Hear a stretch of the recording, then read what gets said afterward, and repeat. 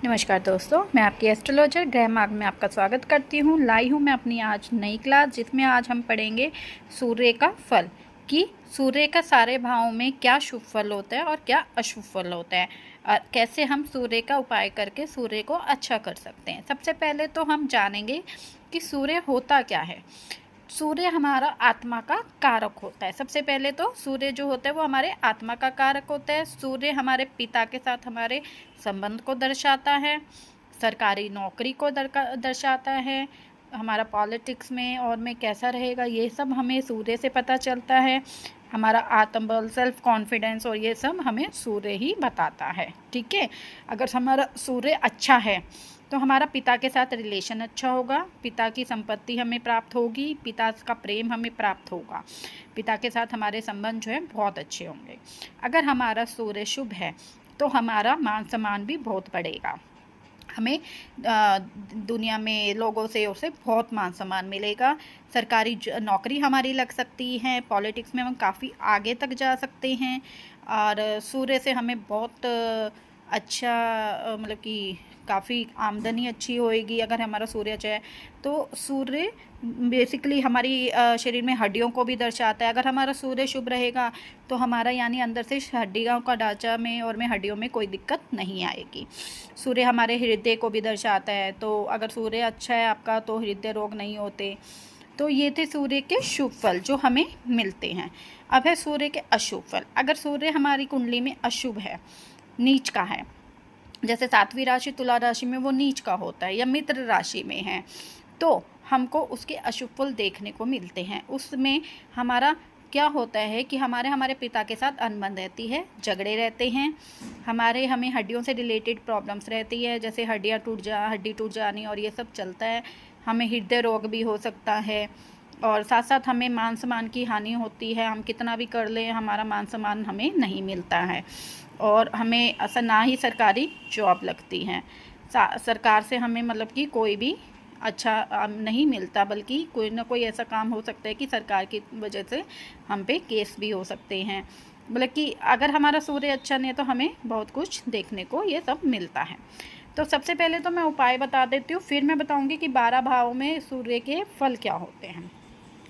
सूर्य अगर आपका अशुभ है, सबसे पहले तो ये जान लो, अगर आपका सूर्य केंद्र में है, पहली, चौथी, 7वीं, 10वीं, तो ये अच्छा होता है।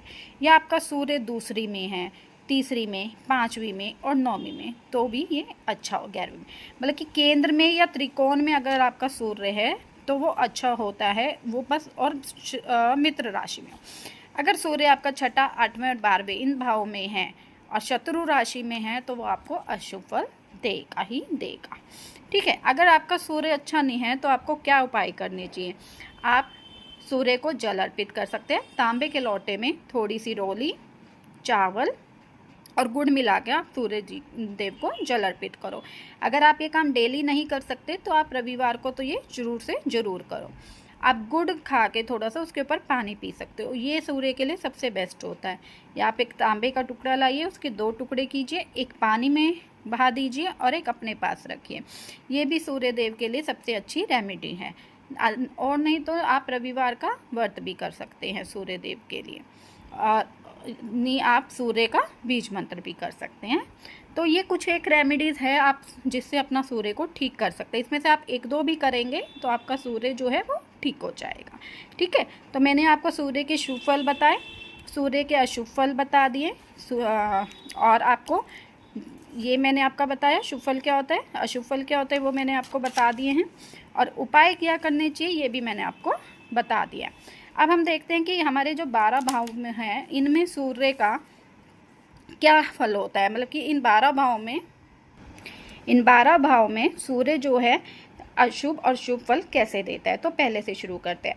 पहली राशि हुई मेष। मेष राशि में वैसे भी सूर्य उच्च के होते हैं। अगर आपके पहली राशि में सूर्य बैठे हैं पहले भाव में, अब हम राशि नहीं देखेंगे भाव देखेंगे, अगर पहले भाव में आपके सूर्य बैठे हैं तो आपको बहुत मान सम्मान मिलेगा, पिता के साथ आपके संबंध बहुत अच्छे रहेंगे, आपके पिता के साथ बहुत अच्छी बनेगी, पिता की संपत्ति में आपका योगदान रहेगा और आप अपने आप में बहुत कॉन्फिडेंट भी रहेंगे। अगर यहाँ आपका सूर्य अशुभ है तो आपको मान सम्मान में हानि रहेगी, हो सकता है छोटी उम्र में ही पिता की मृत्यु हो जाए, यानी पिता से अनबन रहेगी, झगड़े रहेंगे। अगर यहाँ सूर्य आपका शुभ है तो आपके परिवार के साथ आपकी अच्छी बनेगी, आपकी इनकम सेविंग्स बहुत अच्छी रहेगी। अगर यहाँ अशुभ है तो परिवार के साथ आपकी अनबन चलती रहेगी और आपको इनकम सेविंग्स भी नहीं अच्छी रहेगी, ठीक है, और आपको हृदय रोग भी हो सकता है। अगर आपका सूर्य तीसरे भाव में है तो आपको पराक्रम में और में बहुत अच्छा रहेगा। आपको भाई बहनों, छोटे भाई बहनों से आपके रिलेशंस अच्छे रहेंगे। अगर अशुभ है तो आपके छोटे भाई बहनों से आपके रिलेशन अच्छे नहीं रहेंगे और आपके अंदर साहस की कमी रहेगी। अगर चौथे भाव में आपका सूर्य अच्छा है तो आपको सारी सुख सुविधा प्राप्त होएगी, मकान, वाहन, सब कुछ आपको प्राप्त होएगा। और अशुभ है तो आपको ये सब कुछ प्राप्त नहीं होगा। अगर पाँचवें भाव में आपका सूर्य शुभ है तो आपके जो बच्चे होंगे वो बहुत अच्छे होंगे, उनसे आपका बहुत प्रेम रहेगा, आदर मान रहेगा। और अगर अशुभ है तो आपके बच्चे आपको मान नहीं देंगे, बच्चों के साथ भी अनबन रहेगी। छठे भाव में सूर्य है आपके, वैसे तो छठा भाव अच्छा नहीं होता, इसमें सूर्य शुभ होते ही नहीं है, अशुभ ही रिजल्ट देते हैं। अगर फिर भी अगर आपका सूर्य यहाँ शुभ है तो आपको ये शत्रुओं से विजय प्राप्त होगी। सातवें भाव में अगर आपका सूर्य शुभ है तो आपकी अपनी पत्नी के साथ अच्छी बनेगी, और अगर अशुभ है तो आपके और आपके पत्नी के बीच में डोमिनेट नेचर होने की वजह से तकरार रहेंगी। आठवें भाव में भी वैसे अशुभ रिजल्ट ही देता है सूर्य, पर अगर इसमें सूर्य आपका शुभ है तो आपको मान सम्मान मिलेगा, धन वृद्धि होएगी। अगर नौवें भाव में आपका सूर्य शुभ है तो भाग्य आपका साथ देगा, आपको अच्छी उच्च पद्धति प्राप्त होगी। अगर 10वें भाव में आपका सूर्य तो आपको सरकारी नौकरी का योग बनेगा, आपको सरकारी जॉब मिलेगी। अगर अशुभ है तो आपको सरकारी जॉब का योग नहीं रहेगा। 11वें भाव में अगर आपका सूर्य शुभ है तो आपको काफ़ी अच्छी इनकम गेन होएगी, बहुत सरकारी तरीके से आपको काफ़ी अच्छी इनकम की प्राप्ति होगी। और अगर 12वें भाव में है तो वैसे देखो इसमें भी अशुभ फल देता है, पर अगर इसमें है आपका सूर्य और अच्छा है तो आपको अपनी मतलब कि कोर्ट केस हुए, कुछ भी हुए, उसमें विजय प्राप्त आप करोगे। तो ये तो सूर्य के सभी भावों में फल। और सूर्य का अगर आपका अशुभ है तो आप उसके उपाय कर सकते हैं, अपने सूर्य को अच्छा कर सकते हैं। तो अगर आपको आज की क्लास अच्छी लगी हो तो प्लीज़ लाइक कमेंट शेयर कीजिएगा, ज़्यादा से ज़्यादा सब्सक्राइब कीजिएगा। मिलते हैं कल की क्लास में एक और नए टॉपिक के साथ। धन्यवाद।